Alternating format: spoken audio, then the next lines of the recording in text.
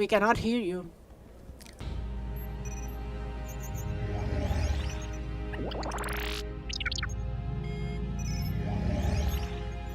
Não, we cannot hear. Liga o microfone dela.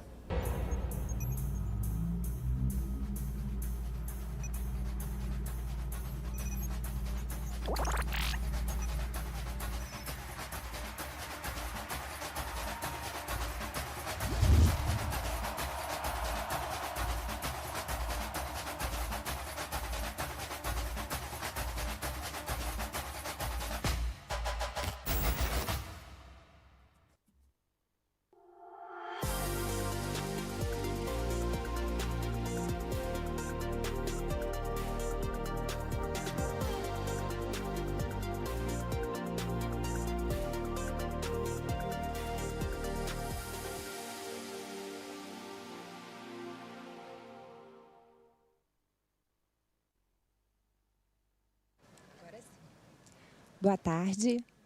Good afternoon. Can you all hear me? Now, yes. Welcome to our panel about essential patents. I'll have a brief introduction, and then I'll give the floor to our speakers. The numbers show that essential patents have been latent business.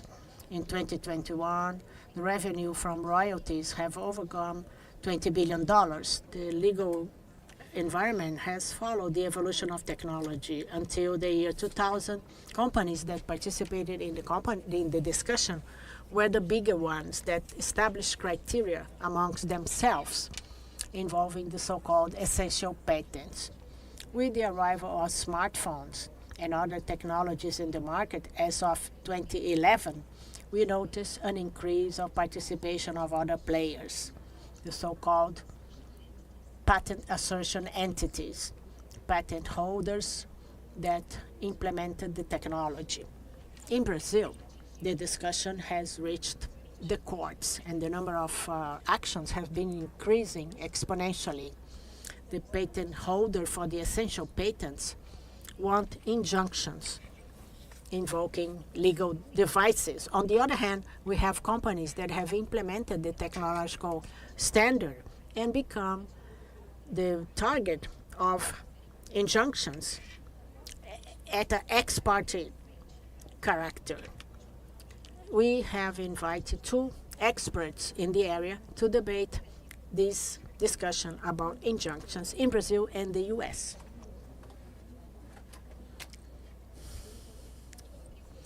Dr. Rodrigo Fux specializes in litigation, highly complex litigation. He works for Fux Advogados. He is a master of law, graduated by the University of Rio de Janeiro. He's also invited professor for the State University and the Magistrature School. He's been a professor at the Fundação Getúlio Vargas Law School in Rio. Phillips is the partner of Fish and Richardson. Ralph is graduated in engineering by the State University of Pennsylvania and master's by the North Carolina University.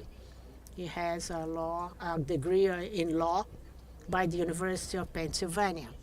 He has many clients in this area involving different kinds of telecom technologies. To start, I'd like to invite Dr. Rodrigo Fux.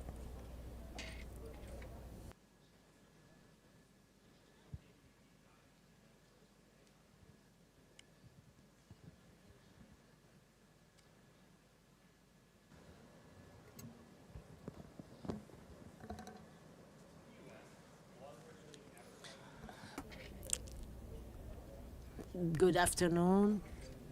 Good afternoon. I can't hear myself.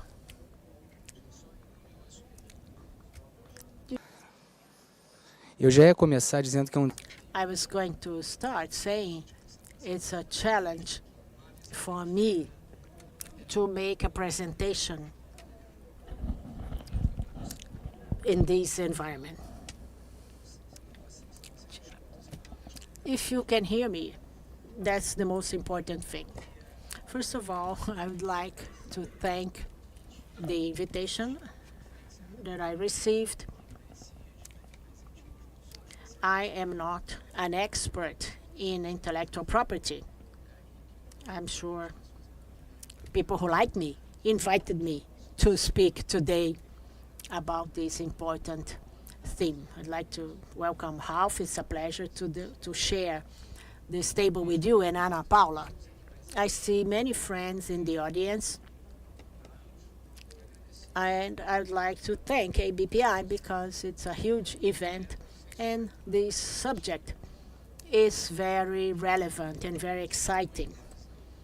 As far as I can see, we do not have a concrete scenario for legal decisions due to the actions if the parts receive an agreement, or because this is a theme that should be discussed here in the academia, and each one expressing their own opinions. And everybody is free to say and to think however they want to, and technically, and even sometimes stand for their positions. When I say this is a very exciting issue, it's because it goes beyond the Congress itself.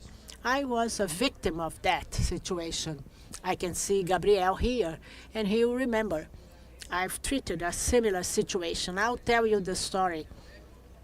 I'll tell you the miracle, but not who provided the miracle.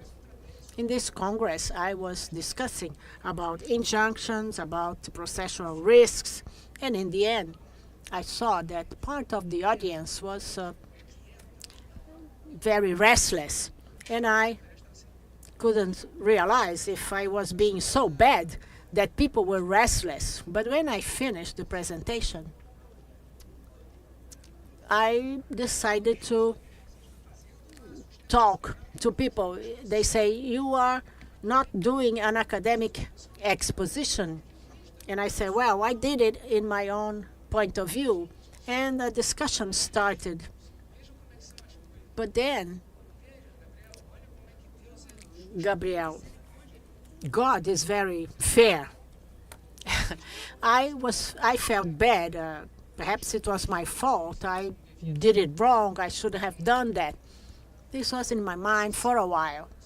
But last week, Gabriel, I received a folder of an event that is going to have at the magistrative school here in Rio. I was not invited.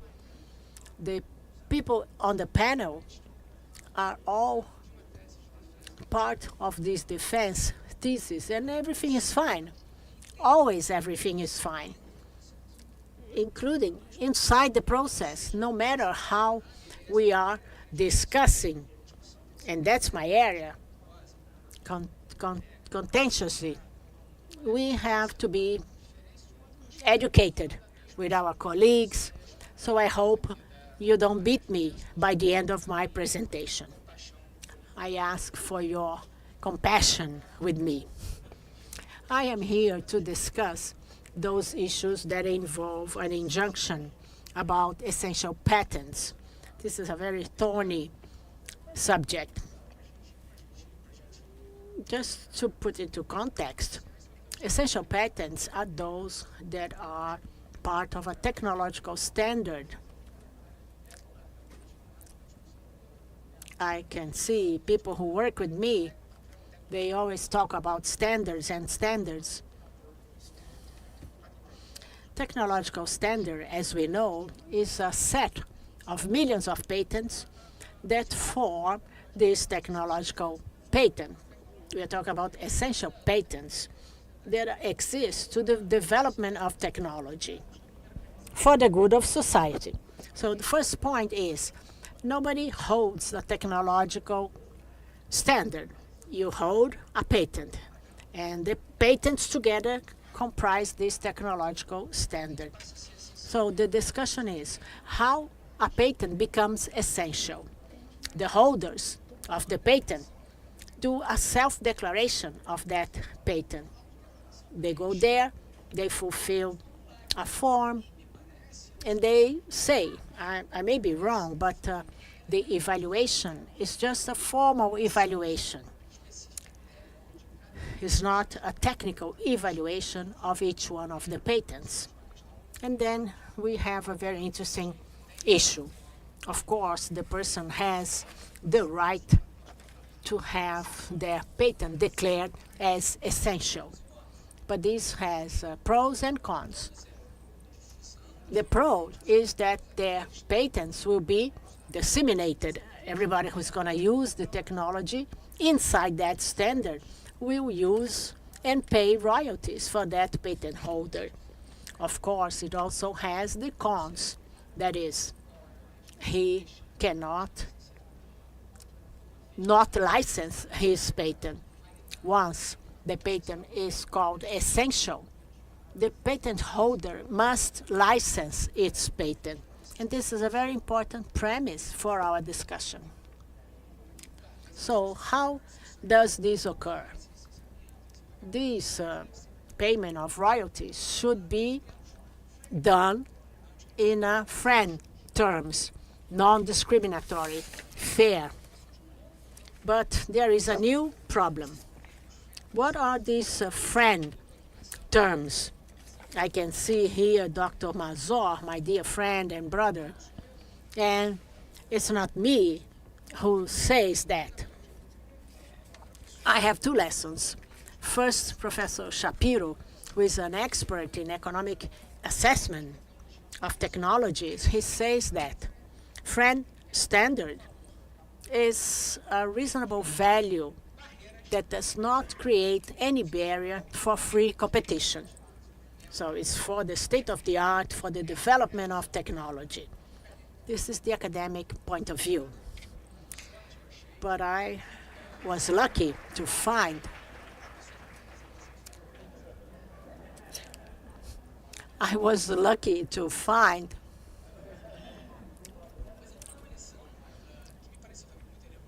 a lesson from Professor Posey, who I admire as a professor from Harvard and Chicago schools.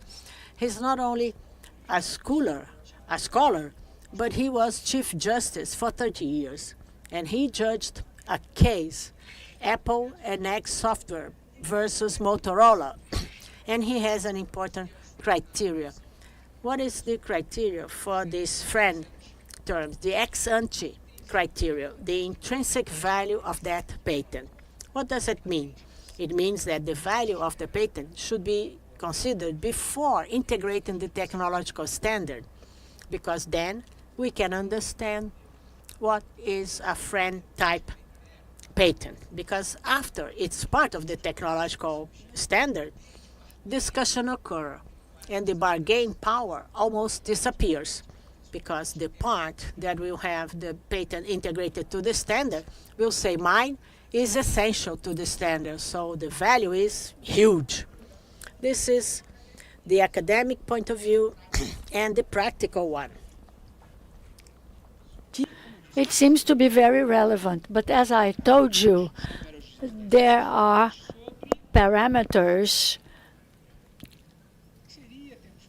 that define what would be friend terms, how we can put them into parameters.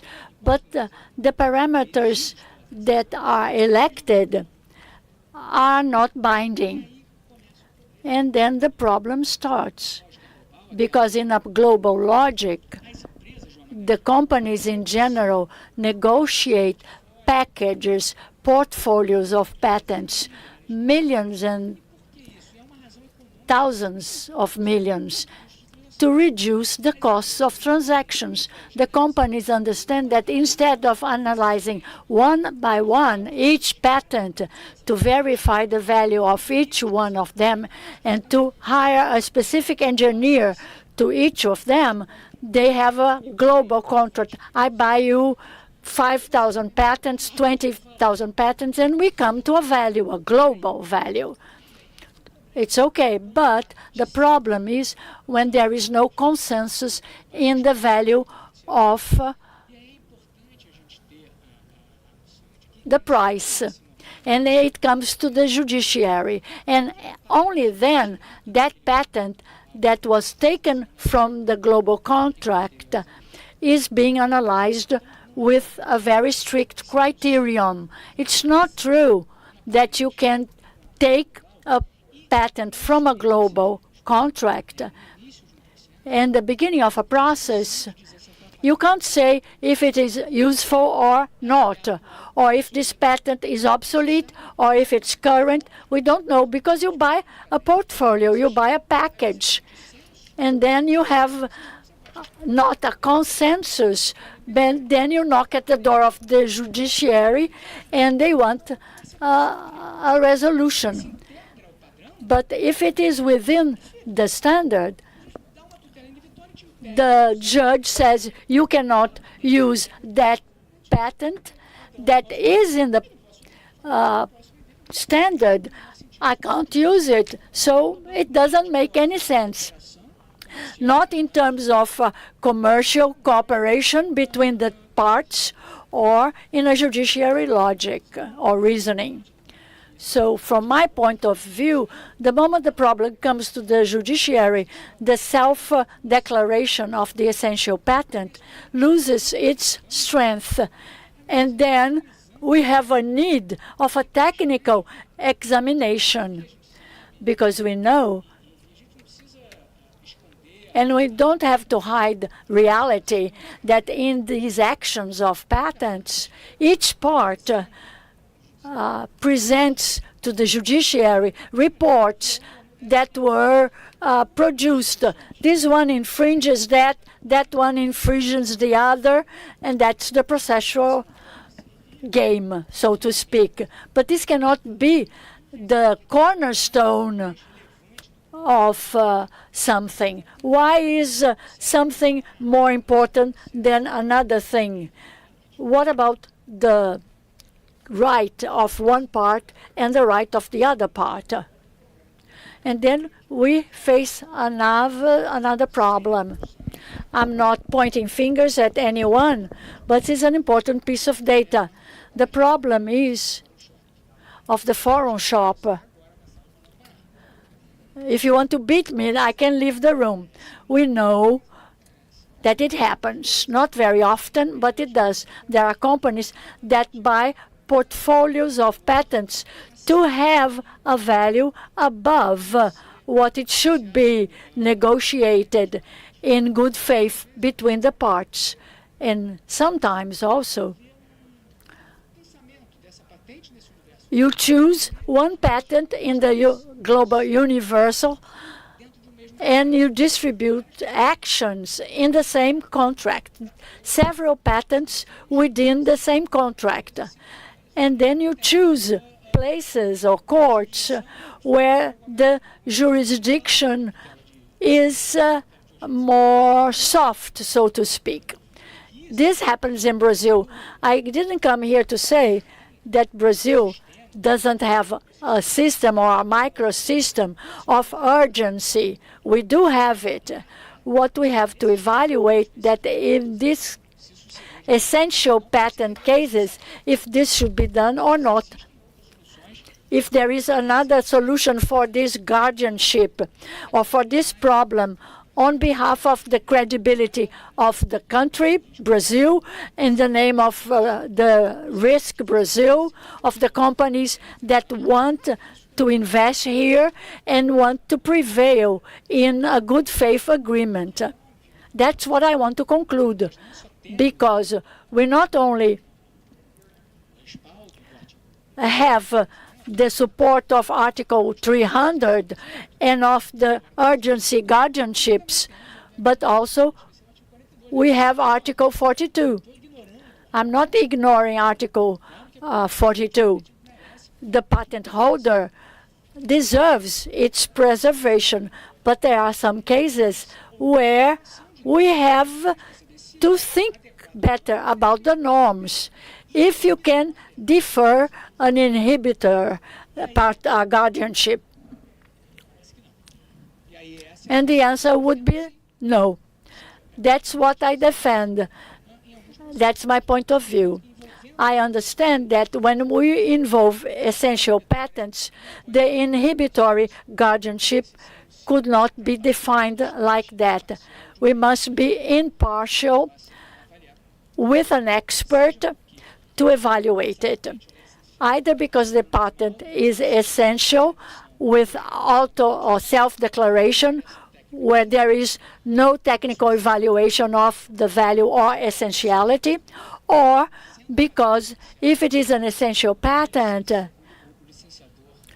the licensee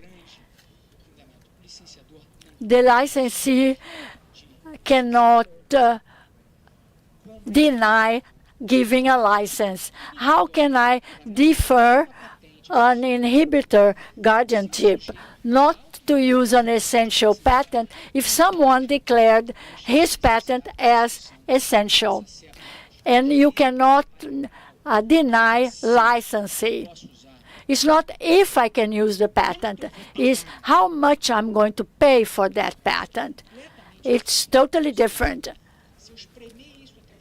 If I go up to the end, I can say that even if I lose my action from the beginning until the end, I will never stop using the patent. I will be condemned to pay, but I can use it. But this is not compatible with inhibitory guardianship. And many times those actions go to the state courts and the federal courts.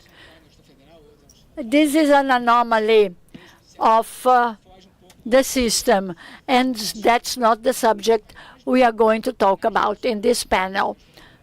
But even in the federal courts, the INPI asks us to change the geographical area to defend the non-essentiality of the patent or to annul the patent, which is a very complex issue.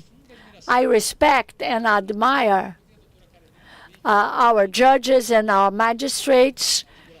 I admire all of them. But the judges, they are not, it's not mandatory for them to have an encyclopedic knowledge of technology or engineering to be able to check if a patent is essential or not. How can a judge declare one thing or the other based on reports? That's why those who are going to solve the discussion at the end of the day, it's not the law itself, but the experts are going to solve the process. It's not the magistrate. Of course it's the magistrate, but it's not the magistrates themselves. I respect them, but I am the son of a magistrate. I'm not against them. I have my father and a sister who are judges, but they don't know everything. I think that the focus should be in the requisites of Article 300, the probability of the law. We must have experts examining the patent. We have discussions and negotiations, but in general, the inhibitory guardianships are not fit for these cases because we cannot judge that in the probability of the law. You say the argument could be, I already paid for that, I have the patent, it is essential. It's essential because you self-declared, and you know as much as I do that nobody analyzed the 20,000 patents of that action. Only when the action comes to the judiciary, then we examine it better. And it's a choice by the parts. But depending on the decisions, this is going to affect the Brazil risk. So when you defer a guardianship, this is not what you should do. And I have even, well, we are talking about an essential patent. We are discussing an essential patent when you have to have a license. And at the end of the day, the discussion is money. If it is money, what is the danger of delaying an examination, an expertise? If we are dealing with global contracts that that involves lots of money, the companies wouldn't have the money so that the process has the necessary agility. Wouldn't this review the curriculum more in an inverse way? So we should evaluate the capacity of the defendant of the action. Does he have the money to pay or not? Because this opens a dialogue with Article 20 of the Brazilian law. We are not inventing anything. It is positive. Every judge in any sphere cannot decide based on abstract values. They have to consider the consequences of the judicial decision. So, coming to the end of my presentation, this is my own academic point of view. First, in my opinion, you can't have inhibitory guardianships because of the logic around the essential patents. But even if the judge is taking into account Article 42 of the law, I have to protect the patent, you have a middle ground that's very responsible. You may present a caution in the process so that you have a legal expertise. And after that, the probability of the law will come out in a more clear way, in my opinion. I think this caution is the first solution that may be relevant for this type of discussion. Another suggestion is also, again, already established by law, is to celebrate legal business before the process or the action or in the middle of it. Before the action, both parts are willing to renegotiate a contract. They do an agreement of non pretendo, a clause specifying that nobody is going to present a lawsuit. Let us agree without having to go to the court. Let us agree with an institute to make an evaluation, since this is the first time we are having this discussion.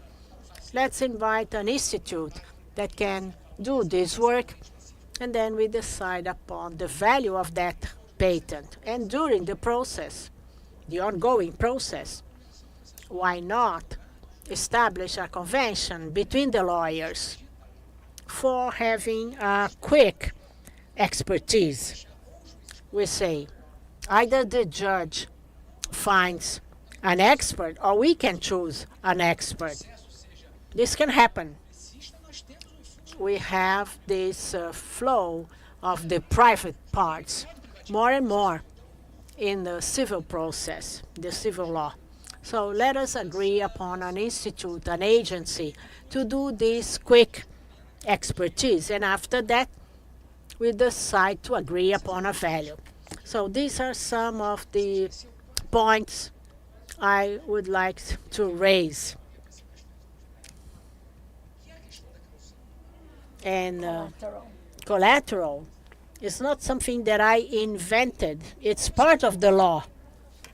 There is this possibility of the judge to establish this collateral. I think that's the way to go. We live in an era of dialogue and not duel, especially if we talk about technology, because things go by very fast. Many times the law cannot follow the evolution of the technology. But I am sure that dialogue and common sense will help us solve these discussions. Thank you very much for your attention. Obrigada, Dr. Rodrigo Fux. Chamar para nos presentear com a sua palestra. Now we are going to have Dr. Ralph Phillips. All right. Everyone hear me okay? All right. Well, thank you, Rodrigo. Thank you, Ana Paula. And good afternoon, everyone. As Ana Paula mentioned earlier, my name is Ralph Phillips. I am an attorney with the firm of Fish and Richardson, which specializes in IP law. I myself personally have been litigating patents for the better part of 23 years now. As a consequence of that, in addition to pulling out all of my hair, I have had a front row seat to watching as U.S. courts wrestle with this question of what are we going to do about these SEP patents? How are we going to handle them? Are folks getting feedback? I'm hearing feedback. Maybe if I think it may be this. Let me just get rid of this. That might solve the problem. Is that any better? All right, super. So when I was asked to come here and participate in this panel to give a little bit of an international flavor to the discussion and discuss what's going on in the U.S., I, of course, because it involved a trip to Rio, I said yes, and here I am. So without further ado, let's get right to it. I had some slides here. Who do I got to talk to get some slides? Oh, there I am. Wow, it's big. All righty. So, as you may know, in the United States, as in Brazil, injunctions are one of the remedies that are available to a plaintiff in a patent infringement action. And here you can see the particular statute that governs that particular remedy. And you'll see it's agnostic as to the type of patent. So any old type of patent you can theoretically get an injunction on in the United States. But with SEPs, as a practical matter, it just has not been happening. Why is that? Well, got to go back in time a little bit to really get to the bottom of it. In my own personal experience, back in the early 2000s, it was very common for injunctions to get issued in patent cases. That all changed in 2006, however, when the U.S. Supreme Court put out a decision in a dispute involving eBay that codified four factors, a four-factor test. They're sometimes referred to as the eBay factors, that any U.S. court going forward needed to consider before entering an injunction in a patent case. You can see them laid out here. The first two are the ones where a lot of the action takes place, and they're most relevant for our discussion here today, so I'm going to focus on them. The first, irreparable injury, which I heard Rodrigo discussing. It sounds like something you're familiar with. But we also have the second factor, which is proof that monetary damages are inadequate to compensate. These two factors working together greatly reduced the number of injunctions generally. I mean, not just SEP, I'm talking generally in the United States post-2006. Why is that? Well, as a practical matter, when applying these factors, courts are really looking, it's the marriage of those two together. The courts are really looking at, and they're asking, has this plaintiff demonstrated that money's not enough? Is there something going on here that a simple transaction isn't going to remedy the plaintiff? Most often nowadays, when you do see an injunction entered in the United States, it's a competitor on competitor, like knock them down, drag them out, dogfight. You can imagine a situation where Rodrigo and Ana Paula are competitors in the mousetrap business, and it's generations of mousetrap families battling one another. And Ana Paula comes up with a new mousetrap, great idea, patents it, goes through all the trouble of the R&D, getting the IP in place to protect it. proudly puts it on the market, her sales skyrocket. Next thing you know, there's a Rodrigo new mousetrap. Has all the same innovations in it. In that situation, she's not just looking for a payment from Rodrigo. She wants him out of the market. She went through the trouble to make this thing, come up with this thing, protect this thing. This isn't a situation where she's looking for a check. Similarly, in the United States, those are the kind of cases nowadays that you most likely see injunctions being entered in. On the flip side, what are some things that courts look to when they're thinking, a check just might get the job done? There's a number, but one thing that is definitely looked at is whether or not the plaintiff has a history of licensing their IP. I mean, obviously, it tends to reckon that if they were satisfied with getting money for these patents in the past, well, what's so special about this case? Now, it's not dispositive, but it's definitely something that's looked at by courts in the United States. Now, that brings us right to SEPs, because as many of you know, as part of declaring a patent essential to a standard, the patent owner is pledging to offer terms on fair and reasonable non-discriminatory terms. And here you can see the ETSI policy with the FRAND language highlighted. This puts us squarely, in the U.S. context, into that second prong of the eBay factors. Now, to be clear, no case in the United States has actually come out and said, you know what, if you're pushing if you're pushing SEP patents, you can't get an injunction. But they most definitely have acknowledged the tension. One of the key cases in this regard, it was a decision that issued from the U.S. Federal Circuit, which, as some of you may know, is the appellate court that handles patent cases in the U.S. In 2014, it was a dispute between Apple and Motorola, where the court acknowledged that a patentee subject to FRAND commitments may have difficulty establishing irreparable harm. They went on to leave the door open. They said, well, you know, on the other hand, an injunction may be justified where the infringer unilaterally refuses a FRAND royalty or unreasonably delays. So they didn't slam the door shut. They left it open. But as a practical matter, when they started applying this rubric to the facts of the case, look what they said. Wow, the plaintiff, in this case, Motorola's FRAND commitments, have yielded many license agreements involving the patents that were issued in this suit. So that strongly suggests that damages are adequate. This same logic has really become the norm in the United States in terms of how courts look at SEPs in the context of injunctions. If an accused infringer can make a showing that, you know what, I tried. I met with this guy. I made a good faith effort to negotiate. It's going to be, as a practical matter, very difficult for that patent owner to actually get an injunction in that context. Now, one thing to note is that it actually goes both ways. So just as an accused infringer is expected to make a good faith effort to enter into a FRAND negotiation, a SEP patent holder is expected to do the same before going to guns on an actual request for an injunction, to seek an injunction. That played out in a case the year after the one we just looked at between Microsoft and Motorola. In that particular case, the issue on appeal was a little bit backwards. It was a lower court decision where a jury awarded the accused infringer, who in this case was Microsoft, fees for its defense of a request for injunction by the patent owner, Motorola. And in upholding that lower court decision, the appellate court focused on two things. One, they said the fees that Motorola was trying to capture they were too high. They were trying to capture more than what would have been a FRAND rate. So there wasn't a FRAND terms. And also the timing. Motorola sought the injunction right after. It was like they gave like a 20-day window for response. And I think it was the 21st day, bam, filed the suit. We need an injunction. The court looked at the totality of that and thought, you know what, a jury could absolutely look at these facts and conclude that Motorola didn't really want to engage in a negotiation. They were just checking some boxes so that they could then file for an injunction.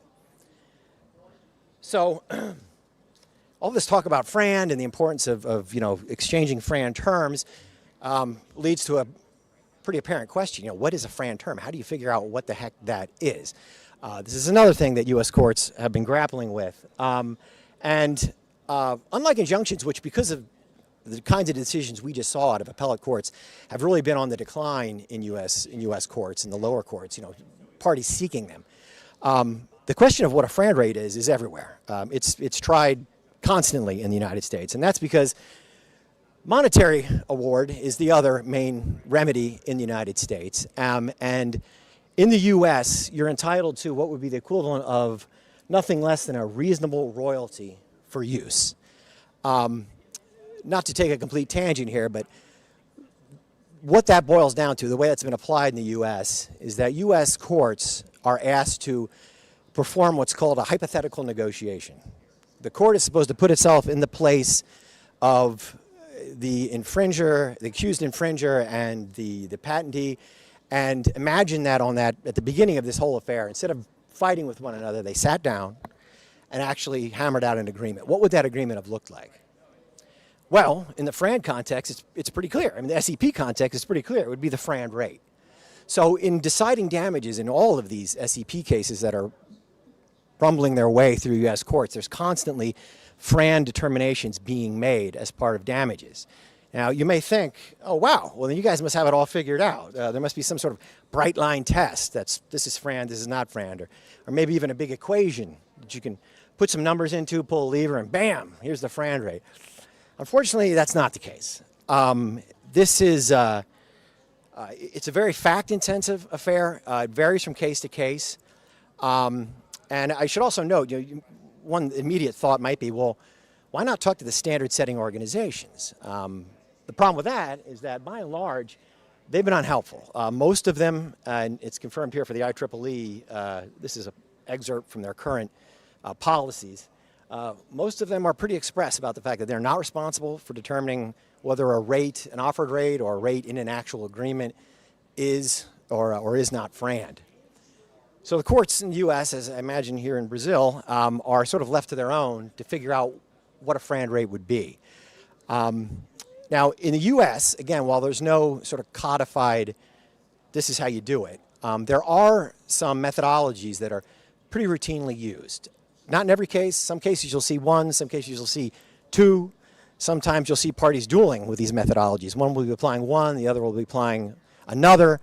But at the end of the day, there are some things you might expect to see. I'll go through them real briefly here with you.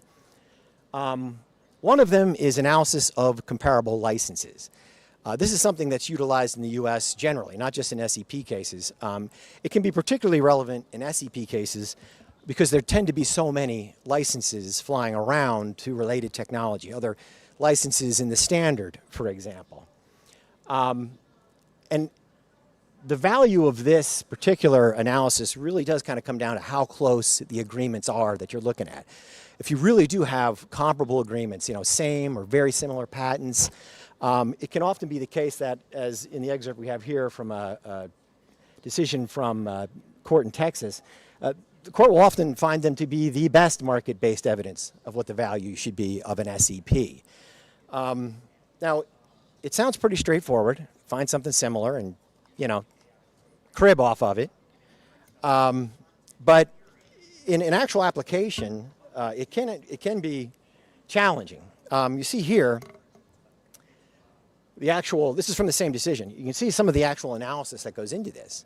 This chart lists numerous licenses that have been represented by the parties as comparable. They all have disparate terms. And it's then up to the court to decide, well, okay, are any of these actually comparable?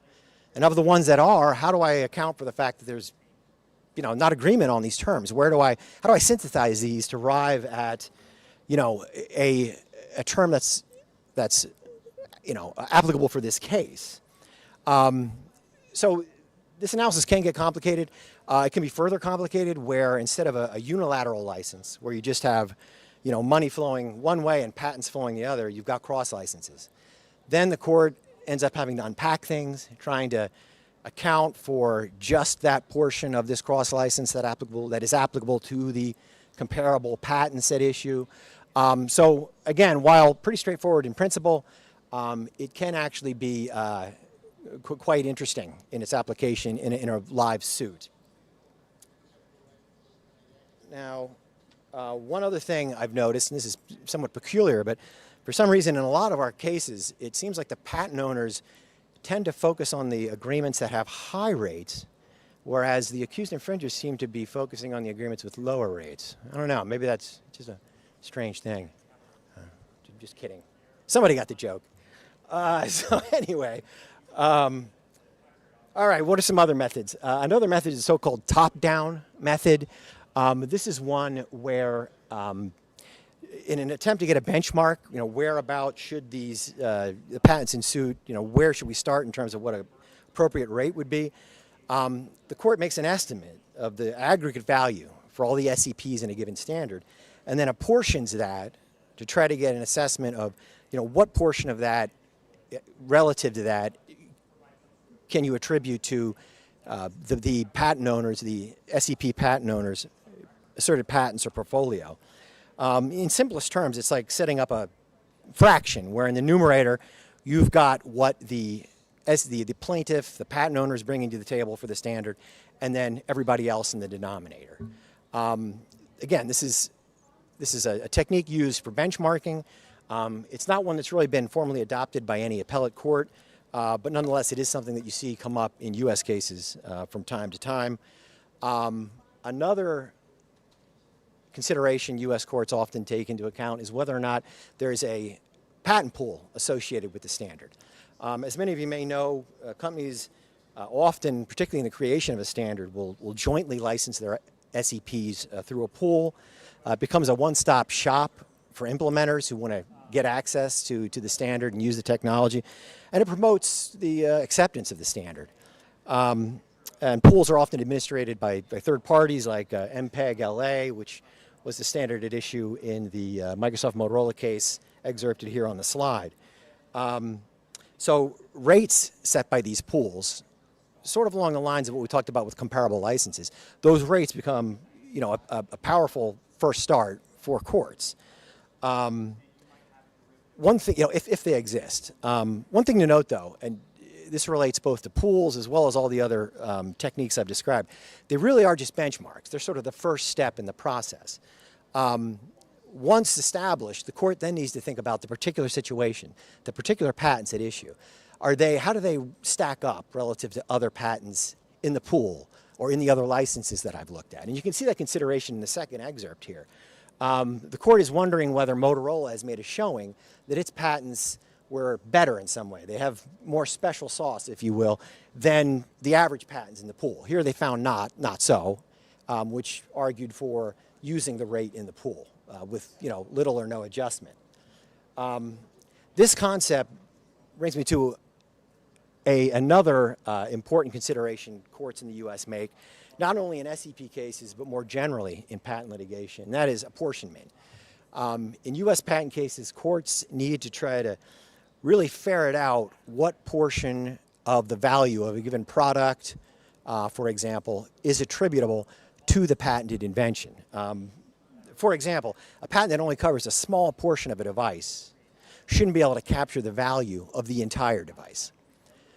Now, this becomes particularly tricky when you get into the SEP world, because now, first you have a similar consideration to take into effect, and that is how much of the value of this invention is because of its novelty, because of the technical wow that it brings to the table, and how much of it is the fact that there's all these other things running around in the standard that are unpatented. All right, so that's analogous to the device situation. There'll be some small portion of this entire standard that is now patented and being asserted.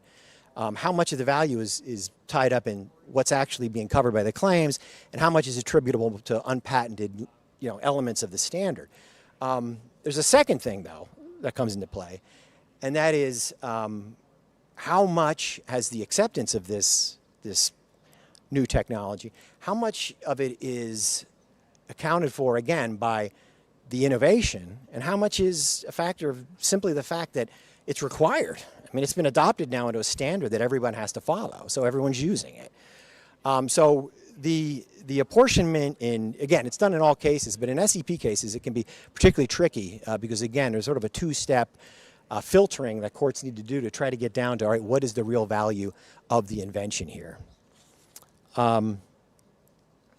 So that was a lot, and again, just to sort of summarize real quick, wish I could tell you we did have a bright line rule for what's FRAND and what isn't. We don't.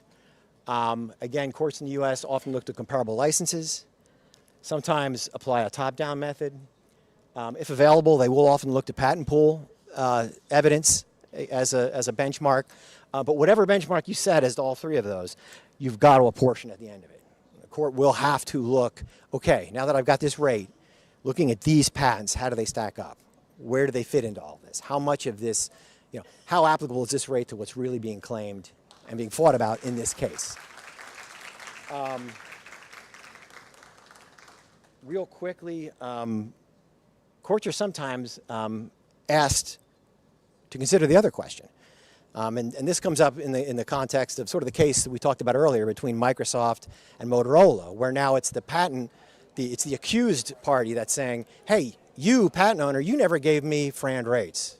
And in that context, the question then becomes, well, how far away from FRAND do you got to get before you're actually into a discriminatory rate category, to where it's clear you did not, in good faith, try to enter into a FRAND negotiation? Well, once again, spoiler alert, there is no bright line rule. One thing that does sometimes get looked at is how has this patentee, to the extent he has prior licensing history, how does what he's trying to do now stack up with what he's done in the past? Now, courts have acknowledged that it doesn't have to be like a one-for-one. The rate that was applied 2 weeks ago to another company isn't necessarily the rate, the fair rate, that a company should get today. They recognize that there may be differences over time, of the differences in the licensees that are involved.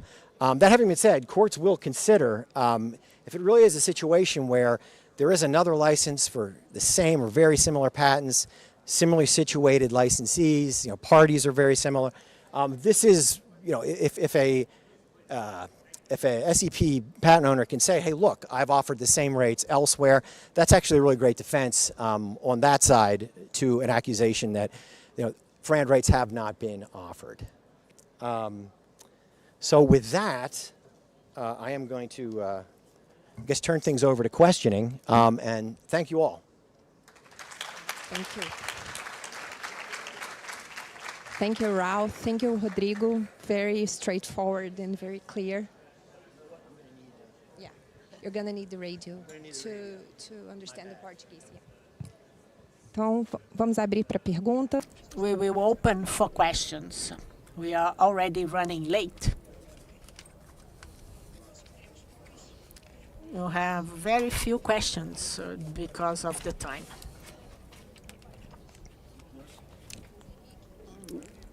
Can you hear me? Thank you very much for the presentation. Ralph, it's very interesting. Rodrigo, I have a question for you, Ralph. In terms of comparing the license or the portfolio of licenses that a patent owner might have, in many cases, those licenses have confidentiality clauses and do not allow for the courts or even the parties to review the rates and the terms. And sometimes it's not only the rate, but the terms may be essential, as the rates may change depending on the terms. So my question is how the courts in the U.S. deal with a situation where those licenses are under confidentiality clause. We on? All right. Great question. And I think this is one where we really get into sort of a difference in practice procedure between the U.S. and Brazil. We have a process called discovery in the United States where it can get pretty invasive. A protective order will be imposed on the case so that only the lawyers can see the documents. And once that's in place, you are able to get answers to written questions, documents, even source code, as well as the licenses themselves. So in that environment, you now do get to see, you will most certainly ask for all the license agreements the other party had. You'll see them, you'll see all the terms, so it will be a sort of level playing field in terms of you'll know what your licenses are to relevant, to relevant technology, similar technology. You'll know what theirs are if there are any. So it does become, you get a much fuller picture in that environment than if you were trying to rely just on the public record. Thank you very much. I believe that in Brazil there will be a chance also to review under the court experts' review of the licenses. So Yeah. it's protected in a way in Brazil through that, and it would be interesting to hear if Rodrigo has also something to add to this issue. Sim. Yes, we can hear you. Yes, the assistants should also have access, and I believe in those types of actions vis-à-vis the confidentiality clause, processes should go on being confidential and even punish those who disseminate the information that are in these contracts that have this type of confidentiality clause. We have another question. Dr. Luiz Edgar, please. Gente, aqui.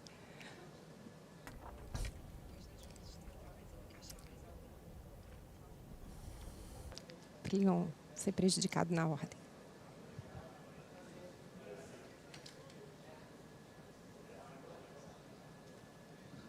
Parabéns aí pela...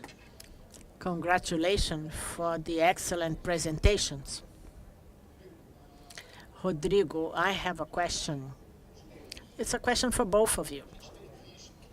We have seen very clearly the increase of those type of actions in Brazil and the granting of those injunctions without any expert proof, an expert established by the judge, you know. In Rio de Janeiro, this is how it happens. Do you think this is one of the reasons why there is this increase of demand of this type in Brazil? Because a short while ago, this was not common in Brazil, and they have been growing very clearly. And those demands occurred in other countries in general.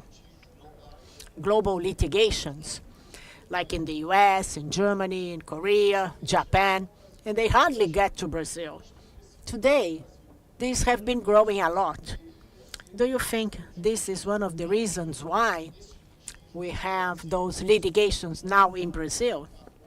And with that, try to force a royalty agreement at higher rates compared to what has been practiced in this type of licensing. Wow, you're putting me on the spot, huh? I'm not going to talk about any concrete case, but I'll make a parallel in my answer. In my area, in the civil lawsuits, we say that one of the roles of the precedent is the induction of behavior. Brazil has adopted this precedent of the common law. Brazil has adopted that. The origin is in common law, although we have our own. But well, they are already giving me a round of applause. I haven't even finished. But answering to you, I say yes. Depending on the judicial decisions, that the market goes either one way or the other. The credibility of the country goes one way or the other. So I think that this, I'm not suggesting a result, but I think that the magistrates should think about that. Is it the role of the judiciary to intervene, or the judiciary should intervene in trade relationships that go beyond national boundaries?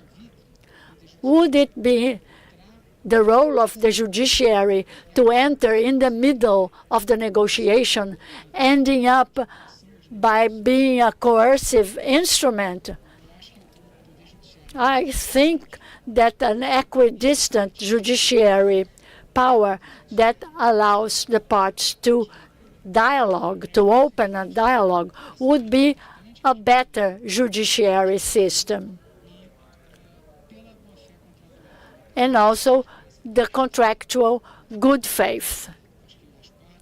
Both parts more and more in Brazil and outside Brazil should be the judges of their own destinies. The judiciary shouldn't have this kind of role. So answering your question, my answer would be yes. The last question. It's more of a comment. Thank you, first of all, to treat this topic in a very light way, in a soft way, because it's a subject that is a very difficult one. I've been working with licensing of SEPs, and I would like to see the same transparency on the other side of the implementers. So there is an assumption that the other part, the implementers part, are negotiating in good faith, but in many cases there is the phenomenon of holdout, where people try to delay more and more or avoid the payment of licenses in products that already have patents, so that you don't bring to the negotiation table the holders of SEPs. And sometimes you are coerced to accept values that are not the true values. So we have this issue of protecting intellectual property for the property holders. And there is some evidence of injunctions, not only in Brazil, that are before we go to litigation. Sometimes you say that litigation is the first action, but that's not true. First, there is a long negotiation.